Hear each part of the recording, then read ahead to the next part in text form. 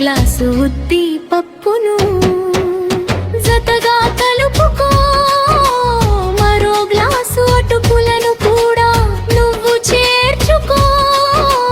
శుభ్రముగా కడిగి వాటిని పక్కన పెట్టుకో.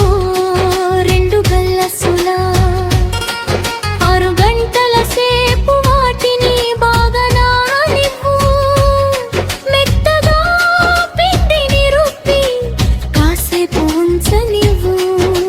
పెనం పైన దోశ వేసి కాస్త నెయ్యి, కంటికి ఇంపుగా కాలిన దోశను తీసి ప్లేటులో వేయి.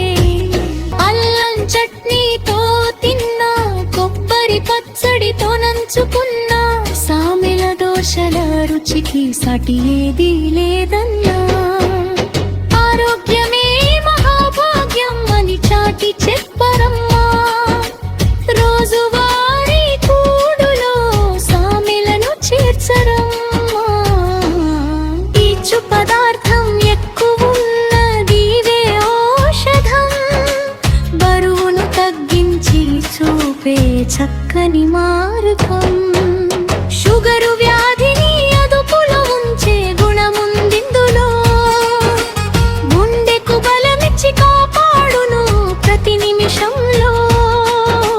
గ్లూటెన్ లేని సామలు మనకు వరం, రక్తహీనతను తరిమి కొట్టే పోషకాల గని